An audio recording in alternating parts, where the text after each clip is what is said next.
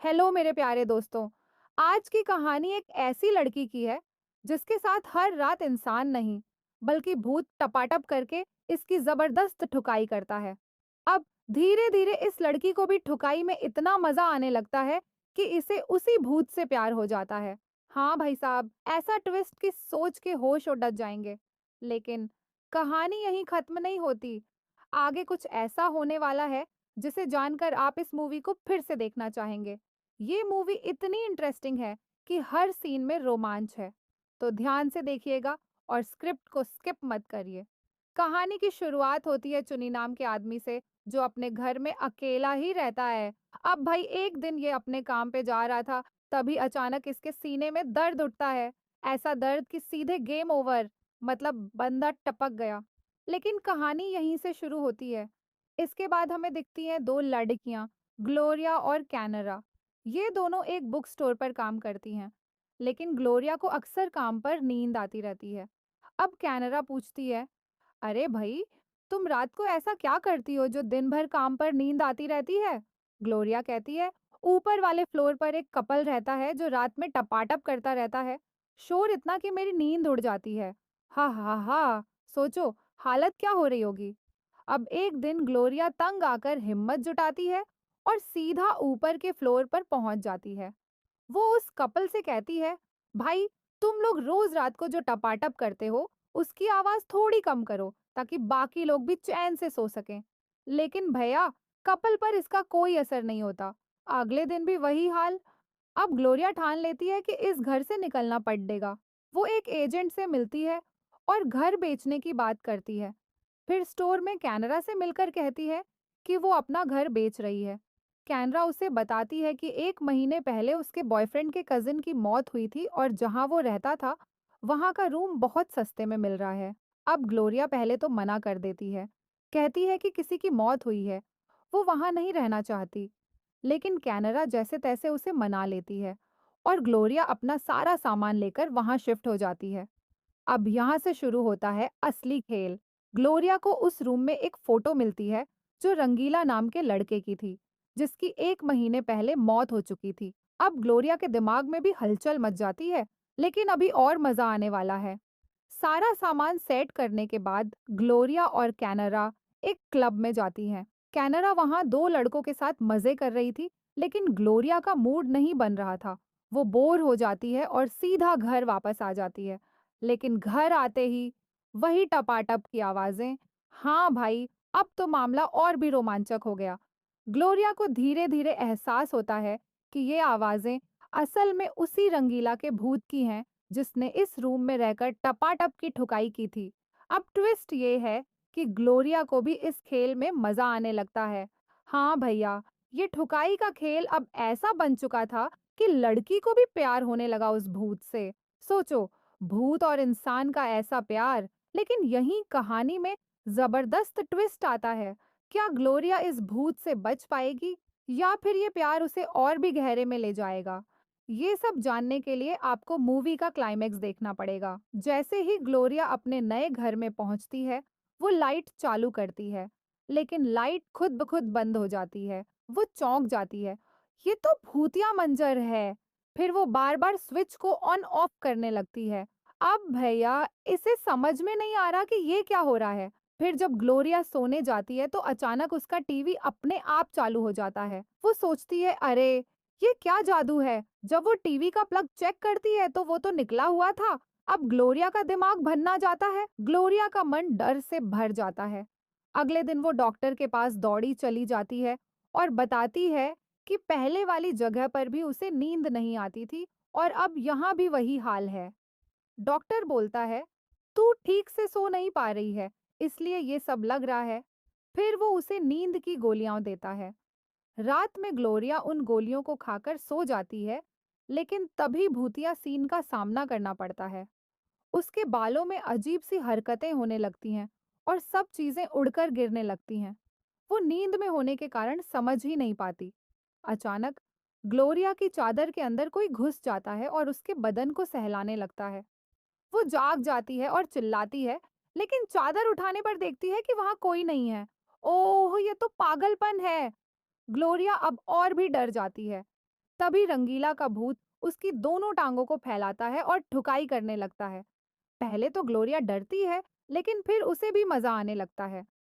कैनरा के मकान मालिक आते हैं और पूछते हैं, अरे सब ठीक है? ग्लोरिया चिढ़ाते हुए कहती है, हाँ सब बिंदास है।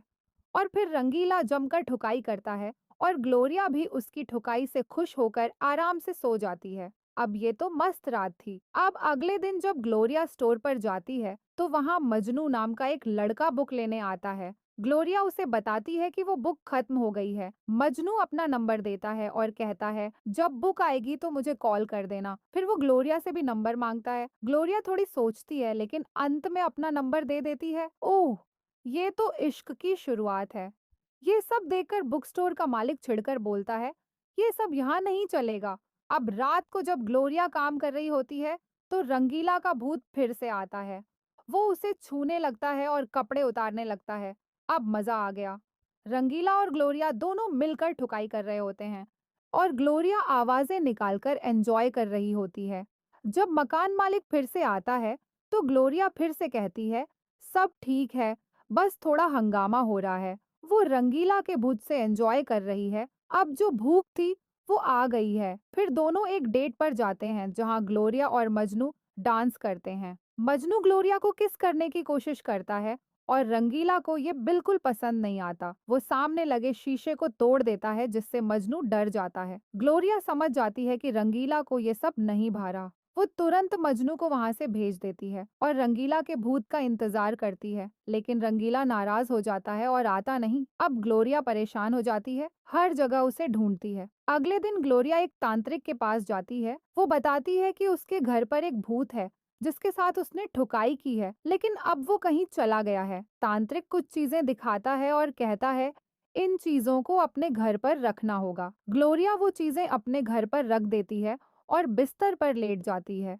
दूसरी तरफ तांत्रिक भी अपना जादू शुरू कर देता है और उनका ये मिशन सफल हो जाता है। अब रंगीला का भूत आता है और फिर से जमकर ग्लोरिया की ठुकाई करता है। बस फिर क्या, ग्लोरिया भी मस्ती में झूम उठती है। कैनरा देखती है कि ग्लोरिया अब बहुत खुश रहने लगी है, लेकिन वो इसकी वजह नहीं बताती। जब कैनरा बार बार पूछती है तो ग्लोरिया हंसते हुए कहती है, तू जानने के बाद भी इनकार कर देगी। लेकिन आखिरकार जब कैनरा जोर डालती है तो ग्लोरिया एक सीक्रेट शेयर करती है। मेरी खुशी का राज है एक भूत। हाँ, वही रंगीला। हम साथ में खाते पीते हैं और रात में जमकर पलंग तोड़ते हैं। अब कैनरा की आंखें चौड़ी हो जाती हैं। क्या सच में? ग्लोरिया जब घर पहुंचती है तो उसे रंगीला का एक मैसेज मिलता है, अब जाने का वक्त आ गया है। रंगीला लिखता है। यह पढ़कर ग्लोरिया का दिल टूट जाता है। रंगीला के बिना अब उसे नींद नहीं आती। वो नींद की गोलियां खाने लगती है और डिप्रेशन में चली जाती है। एक दिन वो सोचती है, मुझे इस कमरे को छोड़कर वापस जाना होगा। एक दिन जब ग्लोरिया स्टोर पर जा रही होती है तो उसे रंगीला का भूत दिखाई पड़ता है। वो तुरंत उसके पीछे भागती है, लेकिन वो तो बस एक वहम था। ग्लोरिया सड़क के बीचों बीच खड़ी हो जाती है। तभी एक ट्रक तेजी से उसकी तरफ आता है, लेकिन रामू स्टोर का मालिक उसे किसी तरह बचा लेता है। इसके बाद ग्लोरिया और रामू एक होटल में डिनर के लिए जाते हैं। रामू पूछता है, तू इतनी परेशान क्यों है? ग्लोरिया बताती है कि वो कहीं घूमने जाना चाहती है और शायद इस स्टोर की नौकरी भी छोड़ देगी। रामू उसे उसके घर पर छोड़ने जाता है और वहां ग्लोरिया अपना घर दिखाती है। घर देखकर रामू कहता है, तू बुक स्टोर मत छोड़, मैं तुझे पसंद करता हूँ। फिर वो अचानक बिना उसकी इजाजत के उसे किस करने लगता है, लेकिन ग्लोरिया मना कर देती है। रात को ग्लोरिया सोने की कोशिश करती है, लेकिन ऊपर वाले फ्लोर पर कपल की आवाजें सुनकर वो सो नहीं पाती। इनकी टपाटप की आवाजें सुनकर उसे रंगीला के साथ बिताए पल याद आ जाते हैं। वो उसी वक्त रंगीला के घर के पास जाती है और उसकी तस्वीर लेकर सो जाती है। फिर वो बाथरूम में जाकर कई सारी नींद की गोलियां खा लेती है। जब ग्लोरिया अपनी आंखें खोलती है